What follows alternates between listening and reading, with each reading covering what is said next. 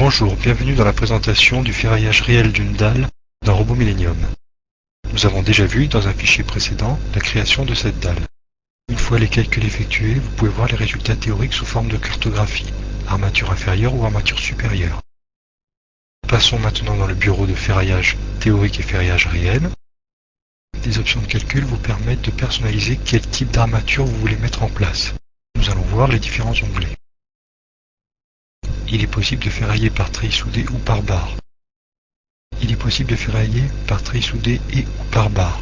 Dans l'onglet barre, vous pouvez désactiver ou activer certaines barres. Concernant les armatures au poinçonnement, vous pouvez choisir la classe d'acier. Tous ces paramétrages peuvent être sauvegardés dans des différents jeux de préférence utilisateurs. Au niveau des treillis soudés, vous pouvez choisir de quelle bibliothèque de treillis soudés vous allez travailler. Il est possible d'éditer ces bibliothèques et de choisir certaines préférences, par exemple prendre ou ne pas prendre en compte certains panneaux de treillis soudés. Encore une fois, vous pouvez enregistrer cette personnalisation et les réutiliser dans des sessions futures sous Robot Millennium. Les dispositions de ferraillage vous permettent de personnaliser le type de ferraillage, par exemple par panneau de treillis soudé ou par barre. Vous pouvez aussi choisir les longueurs minimales des barres et d'autres paramètres généraux. Quelques paramètres généraux au niveau des armatures inférieures et supérieures, les espacements, le mode de ferraillage, les espacements de référence, le ferraillage des poteaux. Pour les armatures secondaires, par exemple le ferraillage des ouvertures. Et concernant les barres principales, quel type de schéma vous voulez utiliser. Par exemple les barres droites. Encore une fois, vous pouvez enregistrer ces préférences de disposition de ferraillage et les utiliser ultérieurement dans d'autres sessions de Robot Millennium. Choisissons de ferrailler par treillis soudé. Au niveau des treillis soudés, vous pouvez personnaliser quelle découpe horizontale et verticale vous voulez appliquer. Le principe est à peu près similaire aux barres.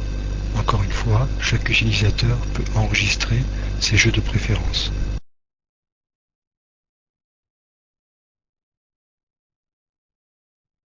Maintenant, nous pouvons lancer le calcul du ferraillage réel. Nous choisissons le jeu de disposition de ferraillage et jeu d'options de calcul.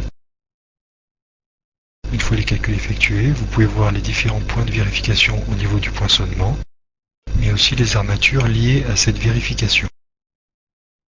Au niveau de la flexion, vous retrouvez les différents panneaux de treillis soudés ainsi que la gestion des chutes.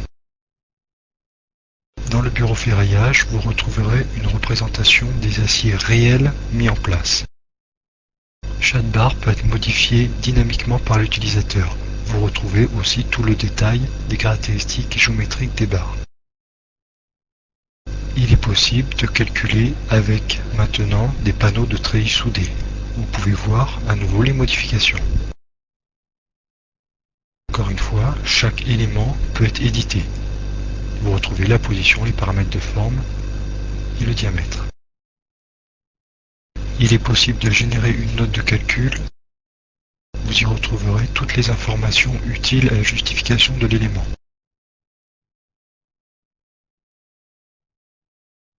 Les hypothèses, la géométrie, les aciers mis en place, les différentes vérifications, ainsi que le quantitatif.